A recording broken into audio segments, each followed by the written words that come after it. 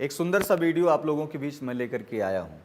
उद्देश्य क्या है, जब पूजा पाठ करने बैठते हैं आप या किसी धार्मिक यात्रा पर जाते हैं या किसी देवस्थान में पहुँचते हैं, ऐसी परिस्थितियों में जब आप जाते हैं वहाँ तो आपके आँखों से अचानक अश्रुपात होने लगता है। वो अश्रुपात होता क्यों है, आपने कभी गौर किया? वो अश्रुपात इसलिए होता है, इस वीडियो को बहुत ध्यानपूर्वक पहली बात सुनिए आप। जब हम देवालय में देवता के सन्निकट होते हैं तो अपनी मन की मनोदशा, अपनी मन की उत्कंठा, अपने मन में व्याप्त सभी समस्याओं का हल या प्रभु से प्रेम जब वो सन्निकट होता है, सबसे पहले आपको बता दें, उपसमीपे असनम, अर्थात हम देवता के जितने भी संलिप्त हो रहे हैं, जितना भी नज़दीक जा रहे हैं, वहाँ से ऊर्जा हमको, सकारात्मक ऊर्जा हमारे ही ऊपर वो हमको खींचने का प्रयास कर रही है और नकारात्मक ऊर्जा हमारे ऊपर से हट रही है। तो पहला आंसू आने का कारण क्या है?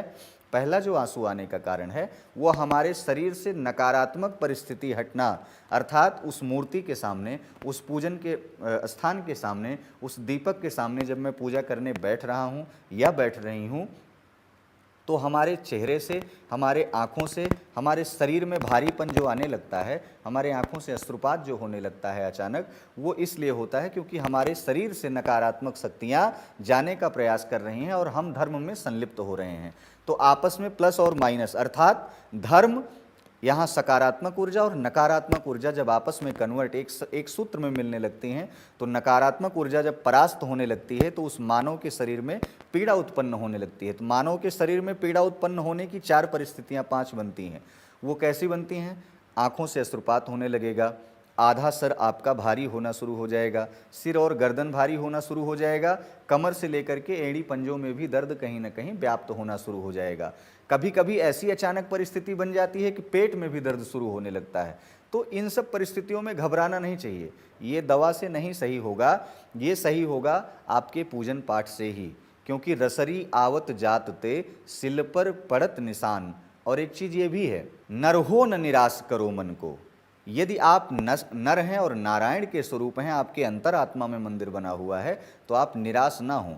आप अपने अंतरात्मा के मंदिर से उस तार को बाह्य मंदिर में, अर्थात बाह्य देवालय में बैठा हुआ जो ईश्वर है, साक्षात विराजमान है, चाहे चमकता हुआ सूर्य हो, चाहे घर में बैठे हुए माँ लक्ष्मी नारायण देवता हों, उन सब से जोड़ने का जब प्रयास करेंगे तो वैसे भी नकारात्मकता आपके शरीर से हटेगी। नकारात्मकता हटेगी तब एक तो आपकी आंखों से अश्रुपात होता है, दूसरा ये कि हम देवता के अति सन्निकट जाते हैं तो बहुत ही विह्वल हो जाते हैं, बहुत आह्लादित हो जाते हैं, बहुत उत्कंठा ऐसे मन में रहती है कि हमारे मन से, हमारे मुंह से हमारी कैसी परिस्थितियां बनने लगती हैं कि हम स्वयं नहीं समझ पाते हैं और अचानक अश्रुपात होने लगता है। दूसरा परिस्थिति ये बनती है। तीसरा ये, यदि हम बहुत दुखी हैं, संसार के प्रत्येक मानवों से दुखी हो चुके हैं, अपने परिवार से दुखी हो चुके हैं, पत्नी बच्चों से दुखी हो चुके हैं, तब हम जब ईश्वर के पास जाते हैं तो हमारा अश्रुपात अचानक होने लगता है। क्यों?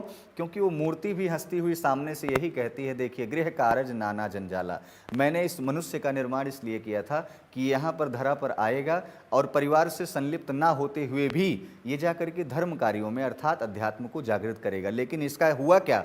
ये तो गृह कारज नाना जंजाला, मकड़ी का जाल उसी में बनाया और जाल में ही फंस गया और आज आकर के रो रहा है। तो देवता भी रोते हैं, देवता भी हंसते हैं आपकी परिस्थितियों में कि इतना सुंदर सा चित्र का निर्माण किया, इतने सुंदर से जीव का निर्माण किया। आँखों से जो अश्रुपात होता है उसको हटाया कैसे जाए, अंतिम बिंदु पर हम आपके आते हैं कि वो सही कैसे होगा। घी का दीपक पूजन स्थान पर जलाएं। यदि किसी देवालय में जा रहे हैं तो उस मूर्ति को